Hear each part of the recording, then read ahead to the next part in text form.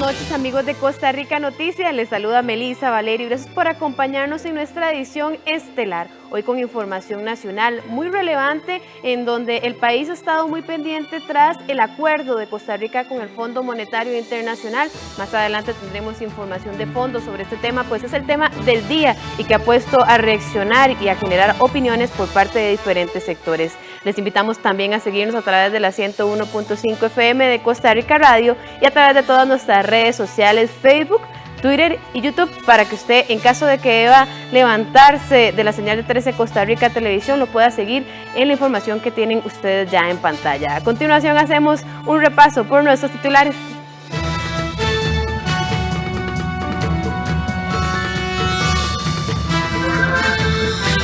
El gobierno logra acuerdo con el Fondo Monetario Internacional para crédito de $1.750 millones. A cambio, debe hacer ajustes para sanear finanzas. Los abogados que defienden al presidente Carlos Alvarado por el caso de UPAT se opusieron a que la Fiscalía pueda tener acceso a la totalidad de la información que se encuentra en los dispositivos electrónicos decomisados. Las cámaras de turismo piden la aprobación de un proyecto de ley para la creación de un gran parque de diversiones en el Caribe. El Ministerio de Educación Pública informó que al 26 de febrero se espera que todos los estudiantes de todos los niveles ya hayan asistido a clases presenciales en sus centros educativos.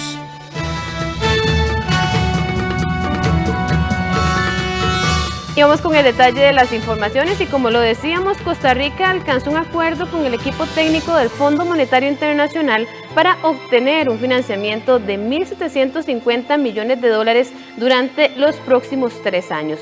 A cambio, el país deberá ejecutar una serie de medidas para sanear las finanzas públicas. La periodista Ana Marta Arce se encuentra acá en el estudio para ampliarnos ese tema. Muy buenas noches, Ana Marta, gracias. Y ha sido una tarde movida tras este anuncio que quizá muchos sectores no se esperaban. Así que bueno, danos el detalle de las informaciones. Muy buenas noches.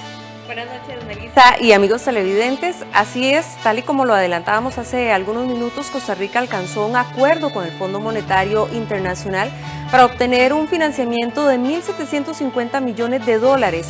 No obstante, el acuerdo está sujeto a la aprobación por parte de la gerencia del Fondo Monetario Internacional y de parte de Costa Rica deberá ser aprobado también por la Asamblea Legislativa.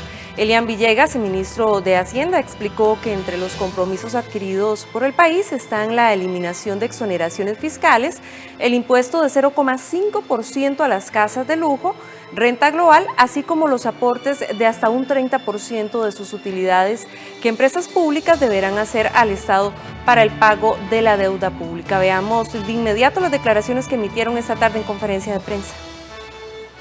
Estos 3 proyectos son el proyecto que establece la renta global, un proyecto de ley que establece lo que se conoce como un impuesto a las casas de lujo, que sería un impuesto del 0,5% sobre aquellas casas con valor superior a 150 millones de colones, y también un proyecto que viene a establecer una contribución de las empresas públicas adicional a las contribuciones que están realizando al día de hoy.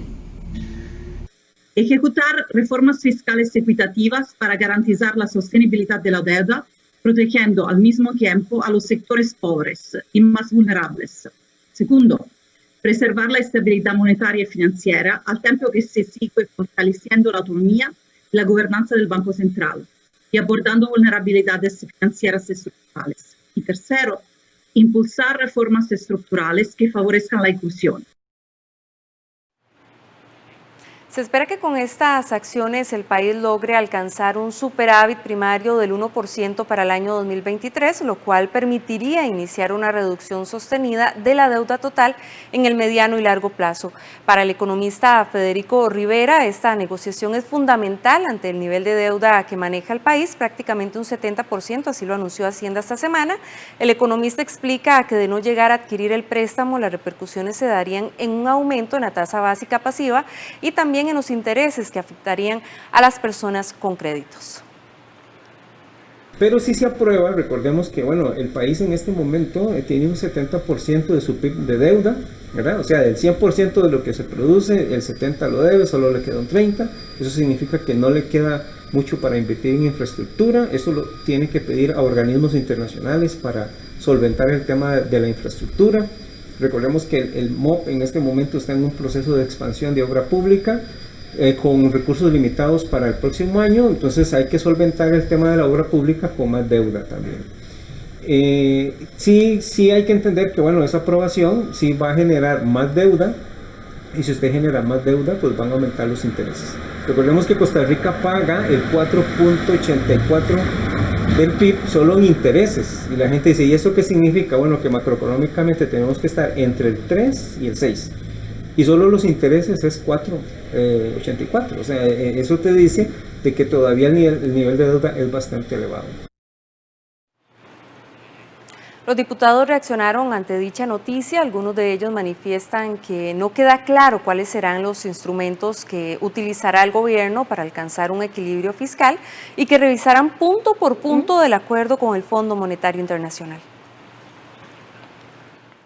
Lo que no queda claro del todo, porque no lo manifestaron a pesar de múltiples preguntas de parte de la prensa, es cuáles van a ser los instrumentos o cuáles van a ser los proyectos que le permitan al gobierno pues alcanzar un equilibrio y una sostenibilidad fiscal propuesta.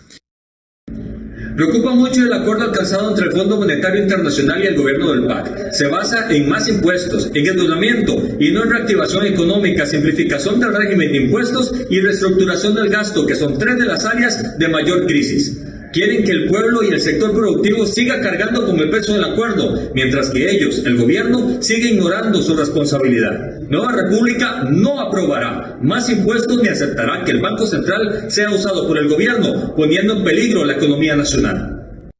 Nuestra fracción Restauración Nacional va a revisar la letra menuda con el acuerdo del Fondo Monetario Internacional.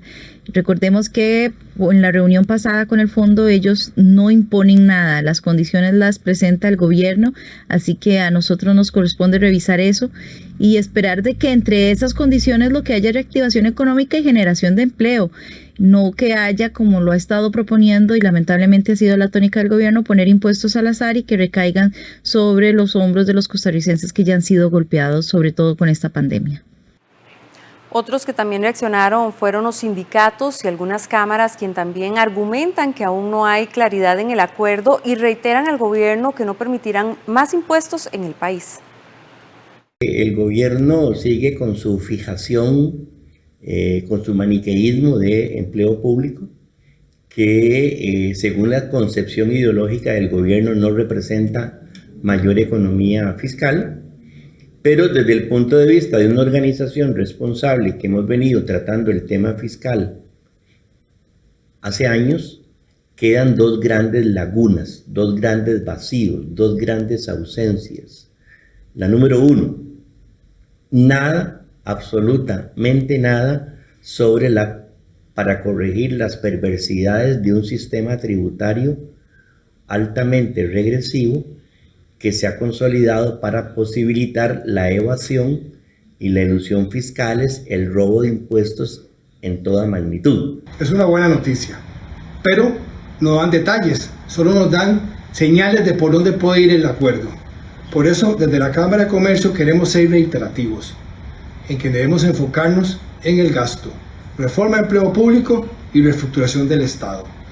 Son claves para tener una estabilidad en el mediano y largo plazo. No debemos desaprovechar esta oportunidad, pero igualmente tomar las medidas de reactivación económica que hemos sido insistentes. Ya los proyectos de ley están, que los convoque el Poder Ejecutivo, es el llamado que hacemos hoy. Bueno, y tal y como lo comentábamos hace algunos minutos, el Poder Ejecutivo emitió una nueva convocatoria de proyectos de ley de sesiones extraordinarias. La ampliación contempla 36 iniciativas de ley que se enfocan en contribuir al esfuerzo nacional por la reactivación económica, desarrollo territorial o local y la estabilidad macroeconómica del país. La jerarca de la Presidencia informó que la ampliación de proyectos de ley incluye 3 iniciativas que forman parte del diálogo con el Fondo Monetario Internacional, tal y como lo hablábamos ahora: el impuesto a inmuebles de lujo para uso habitacional, ocasional o de recreo, la renta global dual, ley de aporte solidario y temporal sobre la utilidad de las empresas públicas al pueblo costarricense para el ajuste fiscal. Sobre este último, 14 empresas públicas costarricenses darían un aporte solidario de hasta el 30% de las utilidades como una medida temporal y extraordinaria para enfrentar la crisis generada por la pandemia y contribuir así con la sostenibilidad de las finanzas públicas.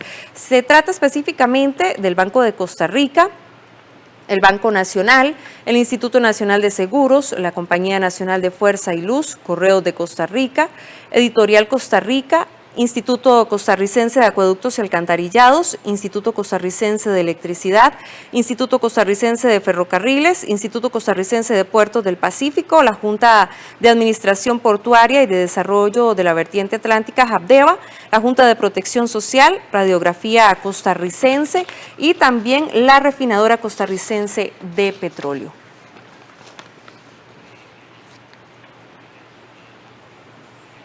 Melissa y amigos televidentes, ¿qué sigue después de este proceso? El desafío más importante ahora para el gobierno es lograr persuadir a los diputados para lograr 38 votos y concretar el préstamo de 1.750 millones de dólares. Precisamente, Ana Marta, es muy importante recapitular que muchas de las ideas o algunas de las formas que se presentaron en este plan no fueron previamente conocidas, como es el caso de este superávit que debe ser entregado por las empresas públicas. En ningún momento previo se habló y también eso ha sido parte de lo que ha sorprendido a algunos sectores con respecto a esto y será también la parte difícil convencer en la Asamblea Legislativa. Así es, Melissa y amigos televidentes, hoy prácticamente se dio a conocer ya que se está dando como este primer paso, ¿verdad? Esta iniciativa que ahora también, como lo decía el economista Federico Rivera, es fundamental que debido a la deuda que mantiene el país, que está llegando prácticamente a un 70%, es prudente que tome este préstamo. Ahora vamos a ver también cómo se desarrolla este tema y cómo a lo largo de estos próximos días se empiezan a quizás aclarar ciertos puntos que todavía tanto a nosotros como ya lo veíamos los diputados y algunos sindicatos y cámaras, pues quedan ahí algunas dudas al respecto. Esperemos a ver qué pasa también la próxima semana en la Asamblea Legislativa y ver cómo poco a poco va avanzando este tema, porque también no sabemos cuánto plazo va a dar también el Fondo Monetario Internacional para poder dar una respuesta a esta negociación. Y precisamente, Ana Marta, para mañana, en horas de la mañana, se anunció de última hora que habrá un Consejo de Gobierno ampliado, es decir, con ministros y presidentes ejecutivos. No se detalló el tema, pero muy probablemente sea para hablar sobre estas condiciones, más allá, situaciones que se generan debido a este fondo, al acuerdo con el Fondo Monetario Internacional. Muy buenas noches, Ana Marta, y muchas gracias por la información. Buenas noches a ustedes, Melissa. Y bueno, y a las 12 y a las 7:13 de esta noche hacemos nuestra primera pausa comercial, pero quédese con nosotros que venimos con mucha más información.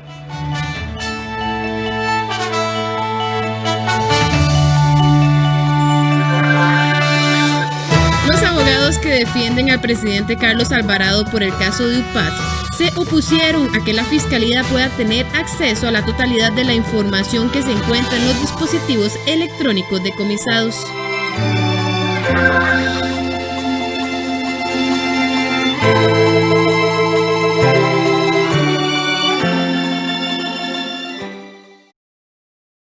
Las tarjetas del Banco Popular son solidarias y tienen un gran corazón. Al pagar con nuestras tarjetas, usted podría ser uno de los 10 ganadores de 1 millón de colones y medio millón adicional para la organización de bien social que usted elija. Nuestras tarjetas son solidarias porque tienen muchos beneficios. Tienen corazón porque desde su casa puede comprarle a los suyos de forma segura y nos dan bienestar a todos. Pague con nuestras tarjetas y tenga la oportunidad de ayudar a otros. Banco Popular. Construimos bienestar. Hemos despegado de Miami y ya vamos camino a la base naval de Guantánamo. Una vez aterrizamos en la base, nos embarcamos en un ferry militar. Los reos se encuentran justo al otro lado de la bahía. El calor allí es inaguantable. Cuesta de hecho creer que en los inicios del centro de detención había reos que vivían maniatados, encapuchados y también a la intemperie. Esta es una celda cualquiera en el campamento número 6 del centro de detenciones de Guantánamo.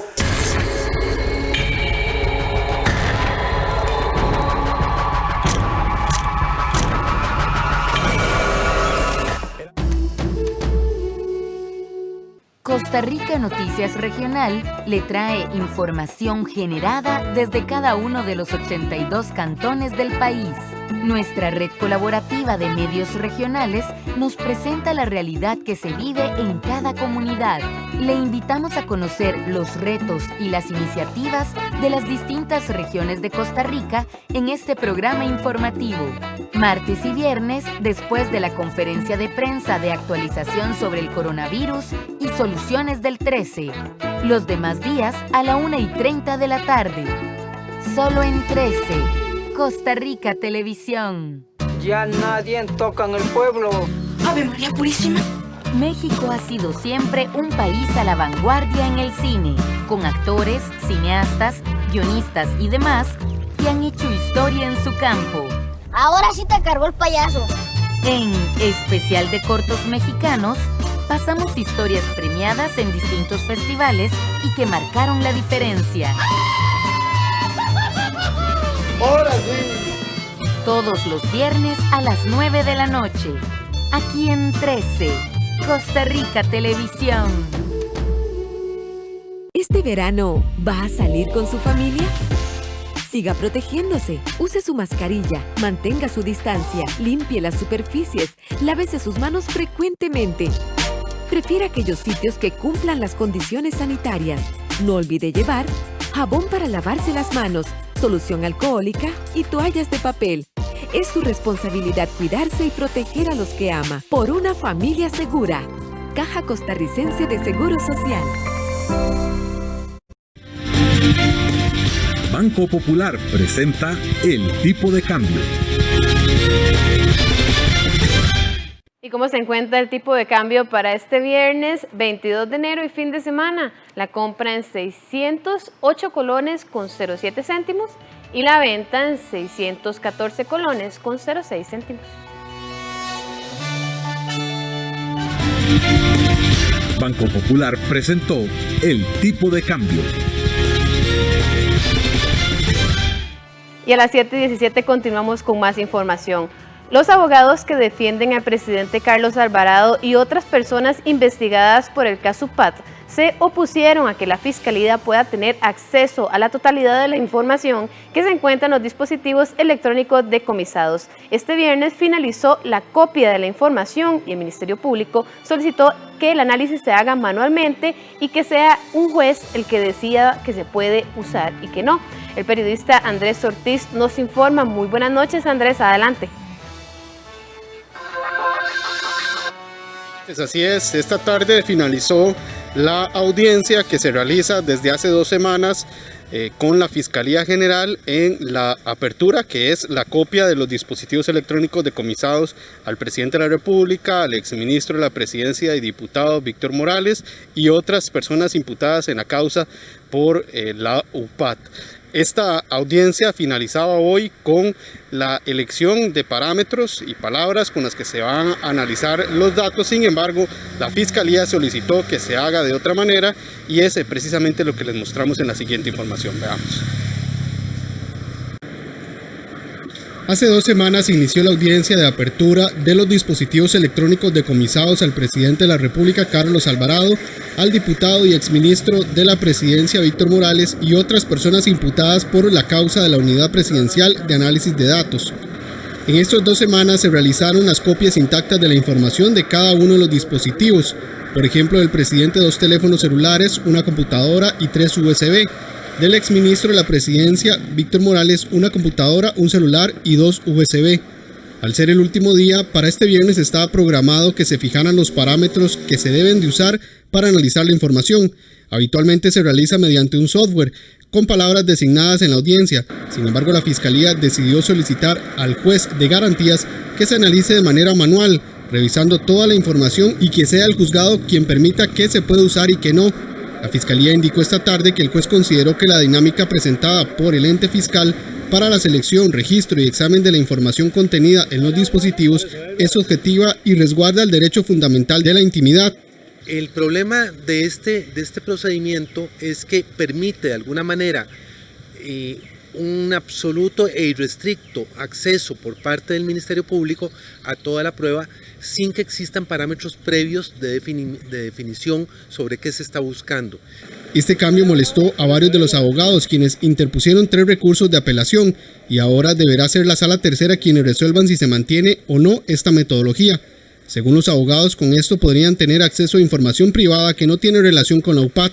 La propuesta del Ministerio Público implica sí, que ellos tengan acceso a toda la información que está en el teléfono, y no fue lo autorizado por la Sala Tercera. La Sala Tercera autorizó toda aquella información que sea estricta y estrechamente relacionado con el caso que se está investigando y los hechos que están siendo denunciados y que el Ministerio Público está tomando como elemento de su investigación. Entonces, accesar a toda la información del teléfono del señor presidente no solo violenta el artículo 24, ¿verdad?, sino lo ya dispuesto por la Sala Tercera. Prevaricato, violación de datos personales y abuso de autoridad son los 3 presuntos delitos que se investigan.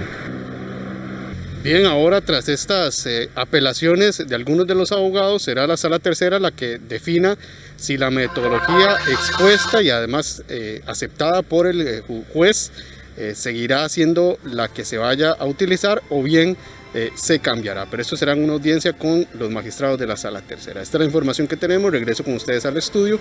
Buenas noches. Muy buenas noches a nuestro compañero Andrés Ortiz, quien nos trae esta información sobre la situación de la UPAT y también la respuesta que darán la Sala Constitucional y los magistrados sobre este tema. Y precisamente seguimos hablando del caso de la UPAT.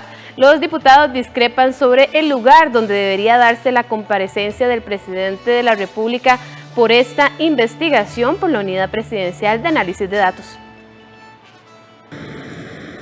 Luego de que el Ministerio de la Presidencia enviara una carta al presidente del Congreso y los jefes de fracción de las distintas bancadas legislativas, solicitando que la comparecencia del mandatario Carlos Alvarado por el caso de la UPAT se realizara en Casa Presidencial y no en la Asamblea Legislativa, las diversas reacciones no se hicieron esperar. En el caso del Partido Liberación Nacional, aseguran que la comparecencia debería ser en la Asamblea Legislativa.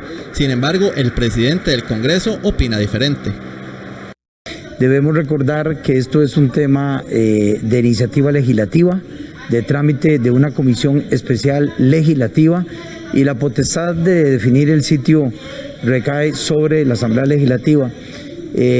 Nosotros no lo hemos visto en fracción toda vez que acabo de recibir la nota inclusive, pero de acuerdo a la propuesta de esta moción y con las condiciones que tiene la Asamblea Legislativa, me parece que el espacio para compartir con el presidente las inquietudes que se pueden presentar sobre este tema pues son ideales aquí en la Asamblea Legislativa. Me parece que Liberación Nacional mantendrá esa posición. Efectivamente, se me hizo el comentario y el presidente me informó que va a enviar una carta en ese sentido. No me ha llegado, pero en todo caso yo creo que por la investidura no de este presidente, sino de cualquier presidente, que se debe valorar esa posibilidad. A mí no me compete, es una decisión que le corresponde a la comisión investigadora, pero en todo caso, el próximo lunes a las 10 de la mañana hemos convocado a los jefes y jefas de fracción para discutir el tema en torno a la logística de la comparecencia del señor presidente. Desde la fracción oficialista aseguran que si la comparecencia es en el primer poder de la República, debe hacerse en la comisión especial que investiga la UPAT y no en el plenario legislativo, pues aseguran que esa interpelación al presidente de la República es algo inconstitucional. Si la comisión legislativa decide no hacerlo así y traer al presidente a la Asamblea Legislativa, a una comisión, lo que no puede ocurrir es lo que se pretende aquí, que esa sesión sea en el plenario y cancelar todos los órganos legislativos para que todos los diputados participen en la audiencia, porque entonces ahí lo que están haciendo es haciendo ver como legal algo que no es legal, que son las interpelaciones al presidente de la República en el plenario legislativo. Entonces es una ficción, un fraude de ley. Hay muchas opiniones al respecto de qué se estaría configurando cuando usted genera todas las condiciones para que haya una sesión del plenario de interpelación al presidente de la República cuando todos sabemos que eso es inconstitucional. Los diputados cancelaron todas las comisiones legislativas y actividades en el primer poder de la República para este próximo 10 de febrero, fecha en que el presidente Alvarado deberá explicar el porqué de la creación de la UPAT, entre otras relacionadas con el tema. El Ministerio de Justicia prorrogará el contrato con la empresa de servicios públicos de Heredia para que continúen brindando el servicio de monitoreo electrónico a privados de libertad mientras se realiza una nueva contratación. La decisión se tomó a pesar de que existe una investigación penal abierta y cuestionamientos surgidos por las debilidades en el servicio. El contrato entre el Ministerio de Justicia y la empresa de servicios públicos de Heredia para que este último brinde el servicio de seguimiento electrónico a los privados de libertad inició hace 4 años y se vence el próximo 27 de febrero. A pesar de que existe una investigación penal donde se determinará si se cometió tráfico de influencias en la firma de este contrato y cuestionamiento de debilidades en el servicio, Justicia continúa con la intención de prorrogar el contrato hasta que se logre contratar una nueva empresa. Es importante decir que este es un contrato vigente, es un contrato que se enmarca en el marco de legalidad de la República, es un contrato que está en funcionamiento, entonces existe la posibilidad dentro de ese marco de legalidad de buscar esta prórroga única y exclusivamente en términos de tiempo para poder cubrir el tiempo que toma la licitación. Actualmente hay 1.800 privados de libertad monitoreados electrónicamente. La Contraloría General de la República brindó un informe donde detectaron debilidades en el servicio. En el periodo del 13 de mayo al 20 de octubre del 2020 existen 907.956 alertas abiertas correspondientes a 1.485 personas monitoreadas. Esto quiere decir que aún no se ha realizado una gestión de las mismas en cuanto a su tratamiento por parte de la unidad, indica el informe.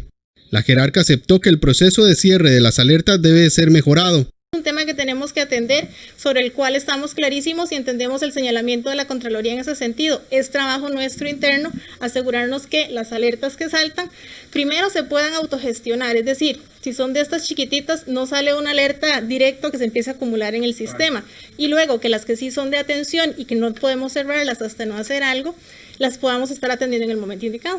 Se estima que para finales del año sea una nueva empresa la que realice el monitoreo electrónico de los privados de libertad. Este viernes detuvieron al empresario del cemento chino Juan Carlos Bolaños cuando se encontraba en San Carlos en horas de la madrugada. Ya se tenía orden de captura por la nueva causa. En esta causa penal es investigado por el presunto delito de apropiación y retención indebida de una excavadora. La Fiscalía informó que el 28 de agosto del 2020 el sospechoso se presentó y se le tomaron sus datos de identidad. Ahí fue notificado para que se presentara el 18 de septiembre de ese año a efectos de tomarle la declaración indagatoria. Sin embargo, no lo hizo, por eso se pidió la rebeldía y el juzgado giró una orden de captura. Bolaños es investigado por los créditos otorgados por varios bancos estatales, pues al parecer existieron irregularidades para obtenerlos. Fernando Vargas, abogado de Bolaños, dijo que el empresario ya se encuentra en libertad. No sé cuál habrá sido la razón, si no se pidió el correcto permiso, qué fue lo que ocurrió por la cual él no asiste, pero también yo no he visto ninguna notificación. Si fue que le dijeron de boca, mire, usted venga pasado mañana, que las cosas no se hacen así, tiene que haber una notificación firmada por él, donde acepta que está siendo notificado, su abogado también. Y en todo caso, sí quiero resaltar una cosa, aunque una persona falle o se le olvide lo que sea, no le giran una orden de rebeldía. Las medianas y pequeñas empresas se ven atadas de manos al no poder utilizar más de 700 millones de dólares que tiene Banca para el Desarrollo por culpa del gobierno. Así lo afirmó el diputado independiente Jonathan Prendas a Costa Rica Noticias. Banca para el Desarrollo tiene más de 700 millones de dólares y más de 300 mil millones de colones en este momento disponible para poner al mercado. El gobierno lo que quiere es ponerlo por vía pues en préstamo para los diferentes públicos metas, pero se pide que la garantía real, que los estados financieros, N cantidad de requisitos, y en este año pues materialmente imposible. Si siempre es complicado, más ahora. Con estas palabras, el diputado independiente Jonathan Prendas se mostró indignado y preocupado por el manejo que da el gobierno a más de 700 millones de dólares del Fondo del Sistema de Banca para el Desarrollo. El legislador, perteneciente al grupo denominado como Nueva República, expuso una idea al Poder Ejecutivo para que esos dineros sean utilizados por los costarricenses que tienen empresas que realmente lo necesitan. Esto porque, según Prendas, existen aproximadamente 90.000 millones de colones, es decir, el 0.3% del Producto Interno Bruto, en un fondo que no ha sido utilizado para nada. Nosotros hemos propuesto que con la plata que hay, apenas con la mitad de la plata que hay, se le podría dar 3 millones de colones por 3 meses a las pymes que en este momento están inscritas en el Making el MAC, es decir, no cualquiera que diga que es una pyme, sino tiene que estar con estrictamente pues, matriculado en el gobierno, en las bases de datos oficiales, y a ellos darles el oxígeno para que 9 millones de colones en 3 meses puedan ayudarle a pagar sus compromisos y a generar producción. Eso al mismo tiempo es generador de trabajo, bajamos el desempleo y también hacemos el flujo de la economía que empiece a activarse, empieza a caminar, y eso le va a generar impuestos al gobierno por naturaleza.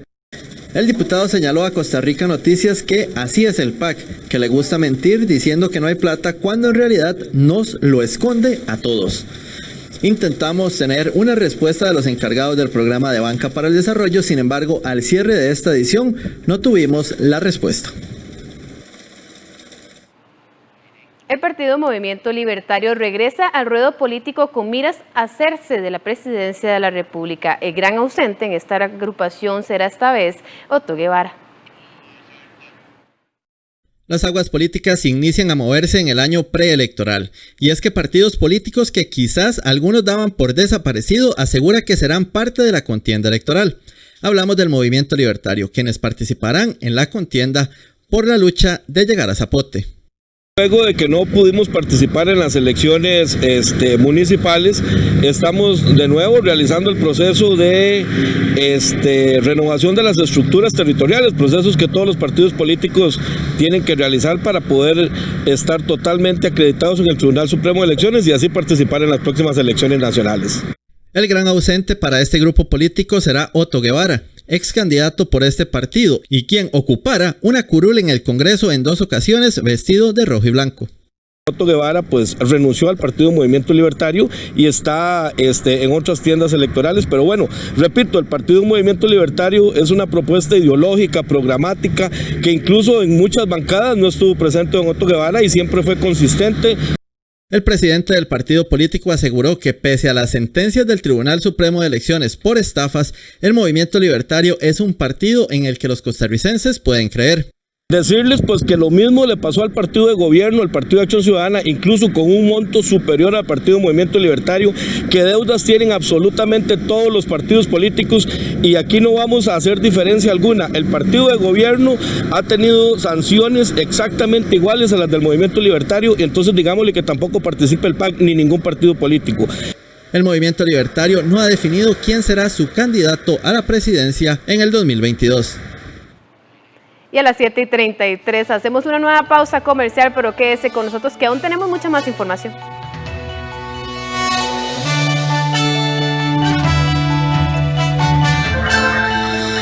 El Ministerio de Educación Pública informó que al 26 de febrero se espera que todos los estudiantes de todos los niveles ya hayan asistido a clases presenciales en sus centros educativos.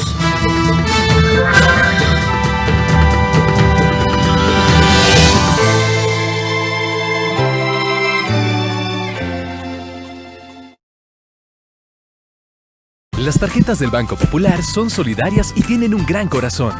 Al pagar con nuestras tarjetas, usted podría ser uno de los 10 ganadores de 1 millón de colones y medio millón adicional para la organización de bien social que usted elija. Nuestras tarjetas son solidarias porque tienen muchos beneficios. Tienen corazón porque desde su casa puede comprarle a los suyos de forma segura y nos dan bienestar a todos. Pague con nuestras tarjetas y tenga la oportunidad de ayudar a otros. Banco Popular. Construimos bienestar. En Cine en Cortos, el domingo 24 a las 11 de la mañana, veremos cómo nuestros creadores audiovisuales nos transmiten la ilusión. Está genial porque creas un misterio. Aquí en 13, Costa Rica Televisión. Una pareja quienes desde niños forman una gran amistad en el Japón antiguo, pero el destino les llevará por diferentes caminos. Bunshido, una historia por el mes del amor, amistad y honestidad. Estreno el 6 de febrero, solo en 13, Costa Rica Televisión. Llamada la Reina del Landó y una de las grandes representantes de la música afro en Perú y Suramérica, Eva Ailón, nos acompaña en Músicos de Latinoamérica. Bueno, yo soy una agradecida de la vida. He aprendido a agradecer a la vida. Sigo creyendo y teniéndole fe a la gente que me acompaña a hacer mi música. El domingo 24 de enero a las 4 de la tarde, con repetición a las 11 de la noche, aquí en 13, Costa Rica Televisión.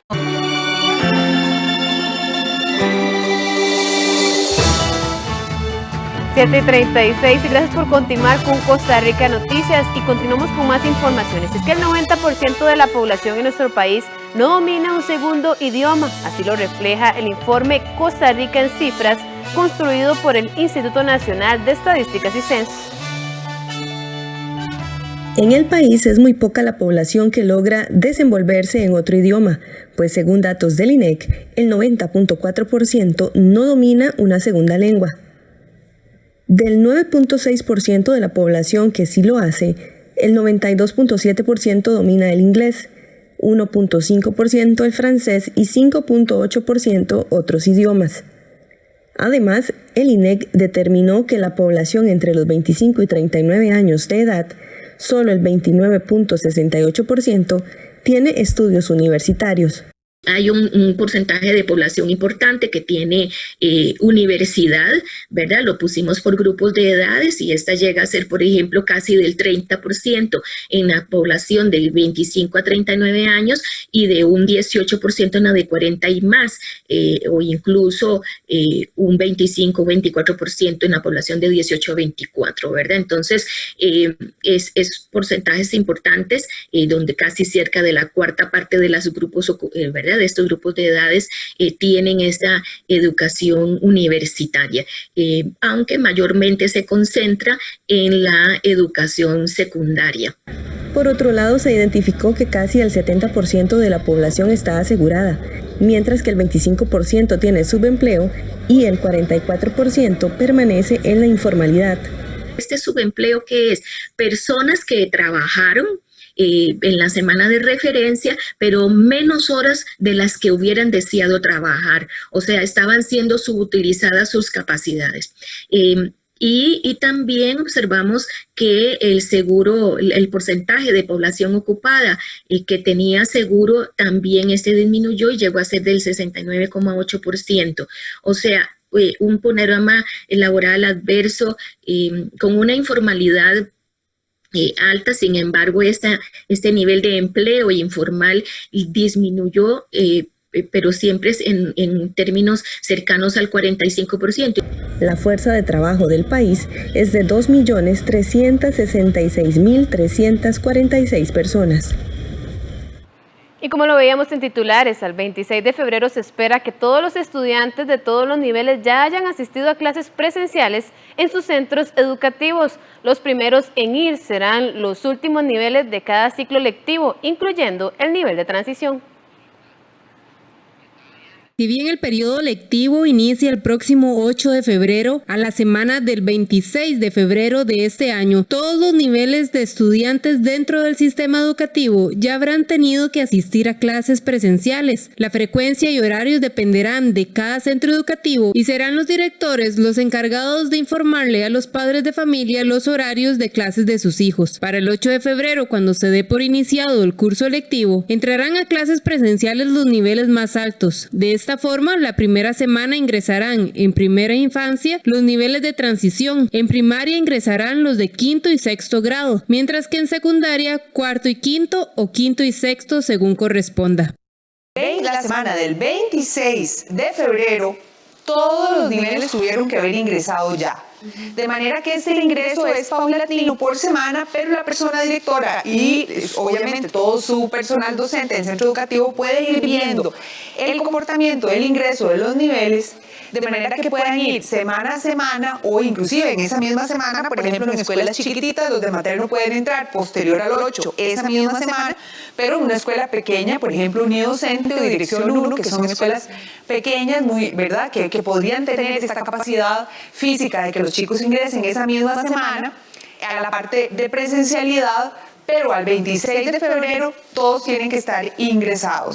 Estas recomendaciones son parte del plan de apertura que fue presentado este jueves por el Ministerio de Educación Pública y que cuenta con el visto bueno del Ministerio de Salud. Según la viceministra, este documento será la base para que los centros educativos ya puedan finalmente concretar los esquemas de ingreso y con esto brindar antes del 8 de febrero la información a los padres de familia y estudiantes. Esta planificación dependerá de las características de cada centro educativo, como la cantidad de aulas, el número de matrícula y la cantidad de profesores. Los periodos lectivos serán de 4 horas por jornada para primaria y secundaria y de 6 horas para los colegios técnicos.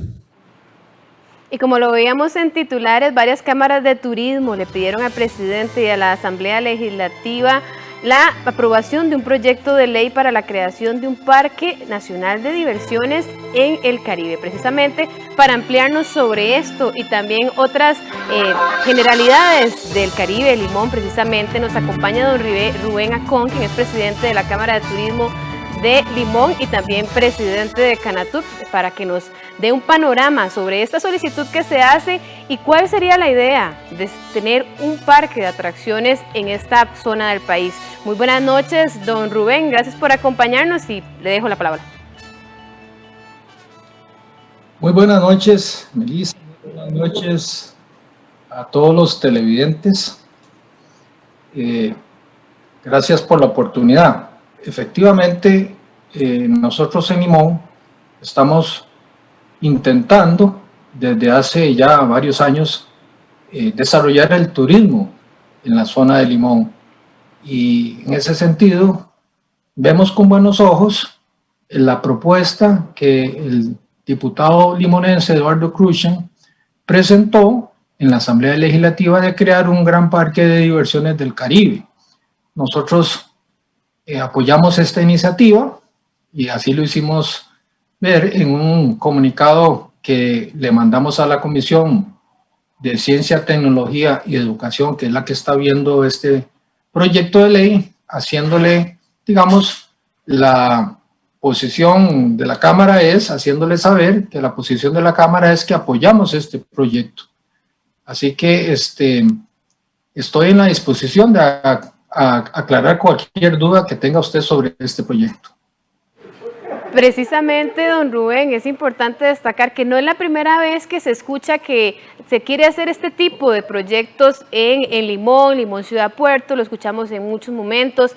¿Qué hace diferente este proyecto de ley de otras iniciativas que también se han querido llevar a Limón para el turismo, para el desarrollo, pero no se ha logrado?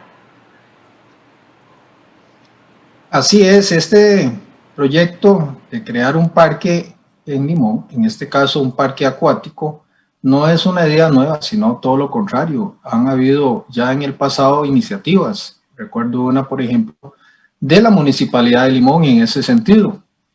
La diferencia es que ahora Limón cuenta con el canon de Habdeba, los $1.000 millones que vamos a recibir en el transcurso de los próximos años para desarrollar proyectos de impacto en Limón.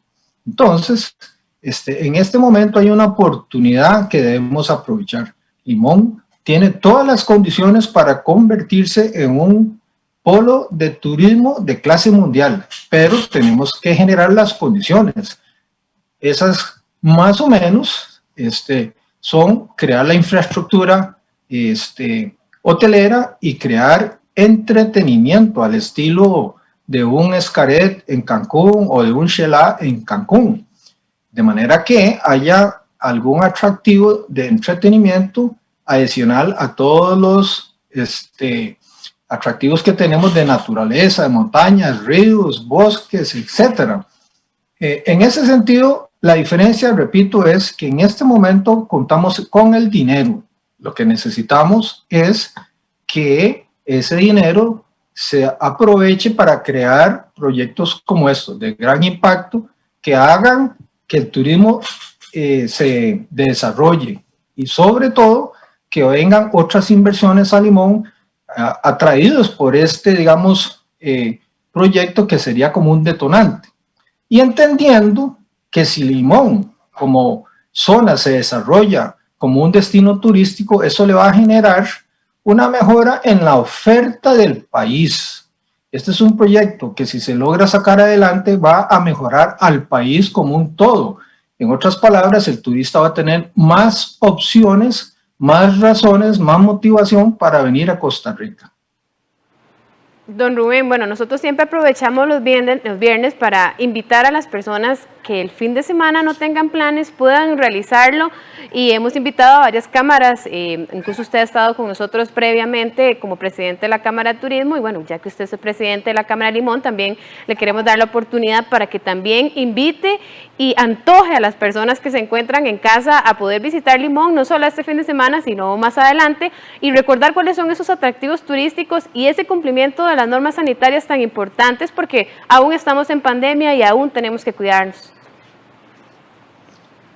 Limón tiene una gran cantidad de atracciones naturales. Usted puede visitar los canales de Tortuguero, puede visitar el Caribe Sur con estas playas hermosas que tenemos, que invitan a pasar un rato agradable, relajarse con su familia. Y solamente le pedimos que cuando nos visite mantenga los protocolos de sanidad, básicamente la mascarilla, el distanciamiento, el lavado de manos. Limón ofrece multiculturalidad, multietnia. Tenemos una cultura, una gastronomía, una música que lo van a hacer sentir en el paraíso. Así que definitivamente vale la pena en sus planes de vacaciones tomar en cuenta a Limón. Limón los espera con los brazos abiertos. Perfecto, don Rubén, muchísimas gracias por habernos acompañado, y ojalá esta iniciativa de reactivar Limón se pueda dar pronto de cara a lo que es una reactivación económica y generación de empleo que tanto necesita el país en estos tiempos de pandemia. Muchísimas gracias por habernos acompañado. Gracias a usted, que estén bien, gracias. Conversábamos con don Rubén Acón, quien es presidente de la Cámara de Turismo de Limón, que precisamente nos daba primero una invitación en caso de que usted no tenga planes esta semana y pueda hacerlo, puede visitar Limón, una bella provincia, puede ir a Guapiles un poco más cerca o ir a las playas también, en donde ofrecen gran cantidad de atractivos, como siempre nosotros en Costa Rica Noticias ofreciéndole alternativas para poder salir en los fines de semana. Y a las 7:48 hacemos una pausa comercial, pero ya venimos.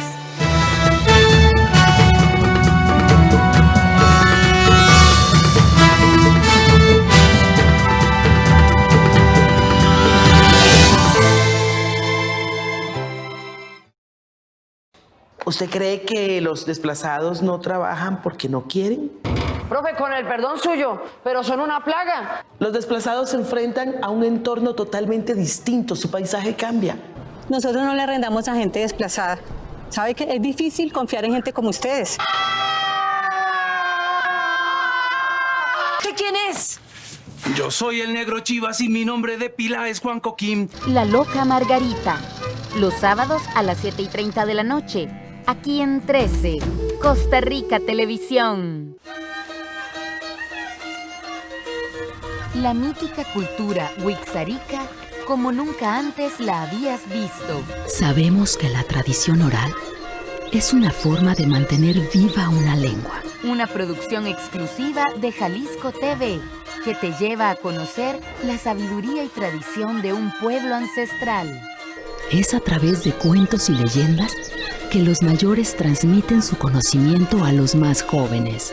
Satsika, los lunes a las 10:30 de la noche, aquí en 13, Costa Rica Televisión. Ya nadie toca en el pueblo. ¡Ave María Purísima! México ha sido siempre un país a la vanguardia en el cine, con actores, cineastas, guionistas y demás que han hecho historia en su campo. Ahora sí te cargó el payaso. En Especial de Cortos Mexicanos, pasamos historias premiadas en distintos festivales y que marcaron la diferencia. ¡Ahora sí! Todos los viernes a las 9 de la noche, aquí en 13, Costa Rica Televisión. ¿Tenés alguna consulta, comentario o reclamo sobre nuestros servicios? Sinar te escucha. Ponete en contacto con la Contraloría de Servicios porque con tus críticas, vos ayudás a mejorar la programación, las producciones y la calidad de la señal que recibís de nuestros medios. Comunicate vía correo electrónico, por teléfono o a través de la página web. Contraloría de Servicios, un contacto directo entre el SINART y vos.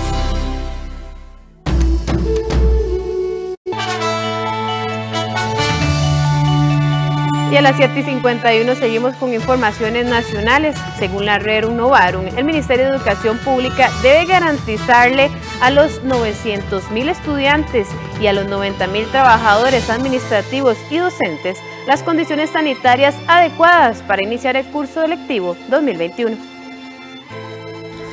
El presidente de la Confederación Rerum Novarum considera que con el arranque del curso lectivo 2021, el próximo 8 de febrero, los 900.000 educandos, los 60.000 docentes y los 30.000 administrativos deben contar con la infraestructura para el distanciamiento.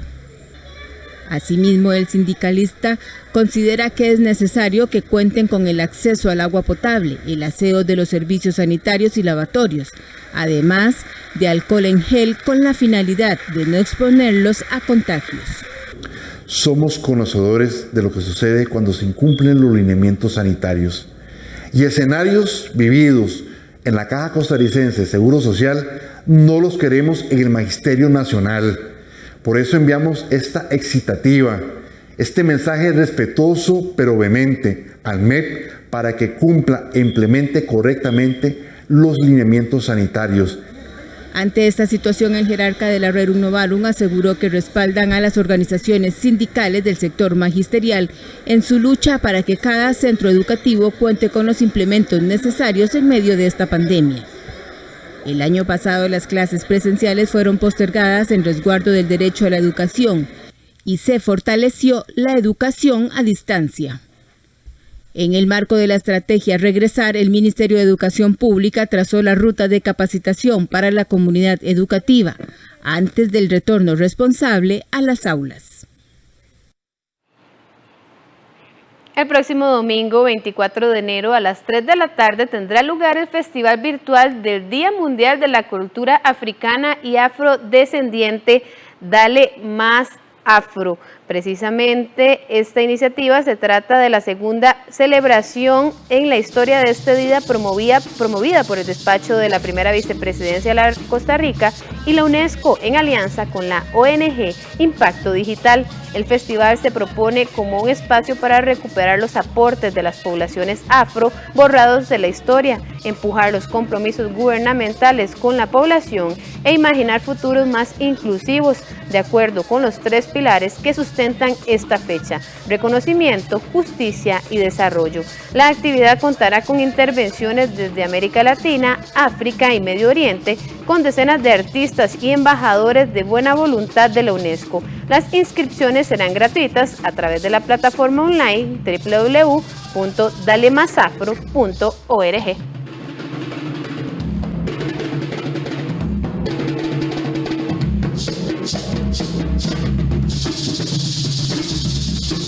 Y continuando con temas de cultura, un mural que retrata la violencia que viven las personas trans engalana las paredes de la Alianza Francesa. La artista trans Natalia Porras fue la creadora de esta obra inaugurada el pasado miércoles 20 de enero.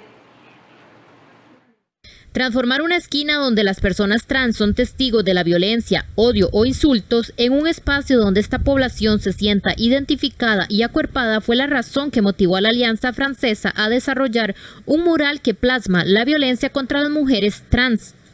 Se trata del mural Almas Libres, creado por la artista trans Natalia Porras, el cual a través de la fauna expresa las etapas de la vida de una persona trans. Además, concientiza a los espectadores con la recopilación de datos como el que la esperanza de vida de estas personas sea de 42 años. La directora de la Alianza Francesa, Olivia Deroin, contó que durante las mañanas cuando llegan a trabajar es usual encontrar huevos en la pared o videos donde las personas trans son víctimas de agresiones o ataques por dedicarse al comercio sexual. Hemos tenido esta iniciativa de crear este mural en el marco del proyecto Esquina 57, que tiene por objetivo defender realmente la diversidad de las personas, que es sexual, política, religiosa, etc. En el mural realmente se trata de las personas trans, porque lo que pasa es que en nuestra esquina de la calle 5 y de la avenida 7 hay lastimosos hechos de violencia, realmente de odio contra estas personas. Natalia Porras, por su parte, describió que su obra está inspirada en distintos animales que comparten cualidades con esta población. Y lo que yo representé fue, digamos, la etapa de la niñez y la adolescencia de las mujeres trans, que muchas veces, como lo decía, son abortadas de los hogares y de la educación a muy corta edad y ejercen el comercio sexual. También quise representar la belleza exótica que tenemos nosotras, las mujeres con un pavo real, ¿verdad? Que muchas veces es tomado como una figura de belleza y igual es una figura masculina, ¿verdad? Porque son pavos reales machos los que tienen ese plumaje y me gustó combinarlo con la diversidad de los cuerpos y el híbrido de las figuras. La artista enfatizó que la obra refleja los retos que viven estas personas, como la dificultad de la empleabilidad o la exclusión social que sufren desde pequeños. En este sentido, se detalla que en el mural el 96% de las personas trans desertan del sistema educativo entre los 11 y los 13 años de edad. La obra artística fue inaugurada el pasado miércoles 20 de enero.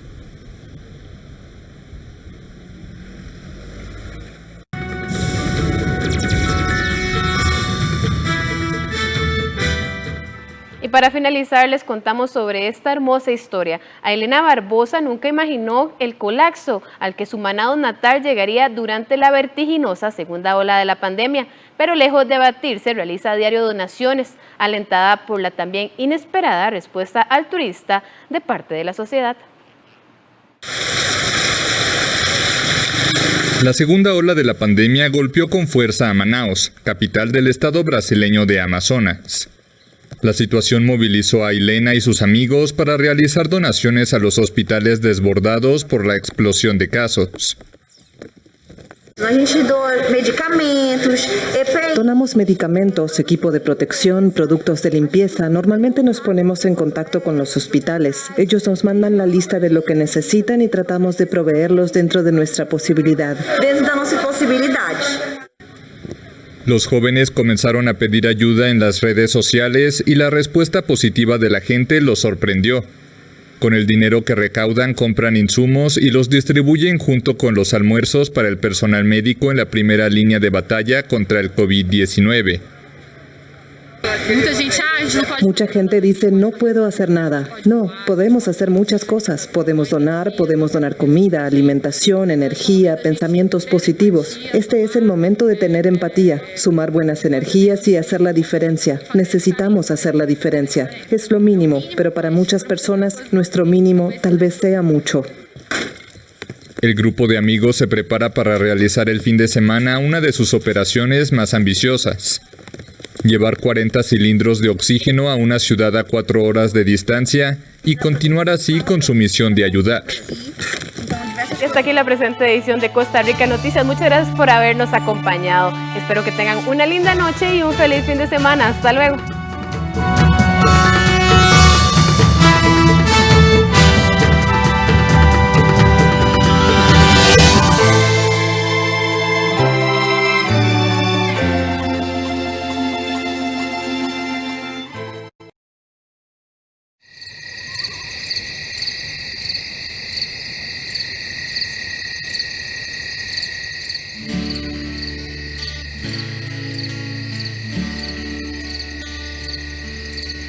Cuando te vayas a dormir, recuerda agradecer por un día más de sol.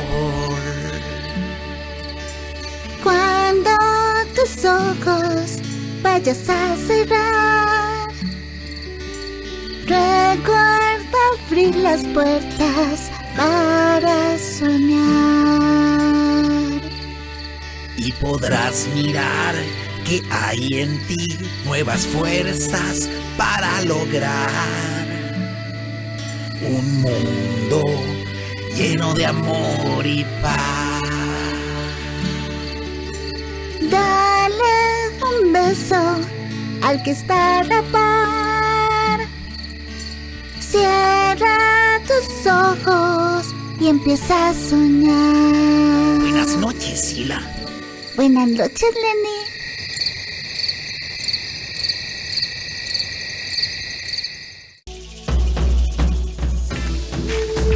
A continuación, Sin Arte en Casa.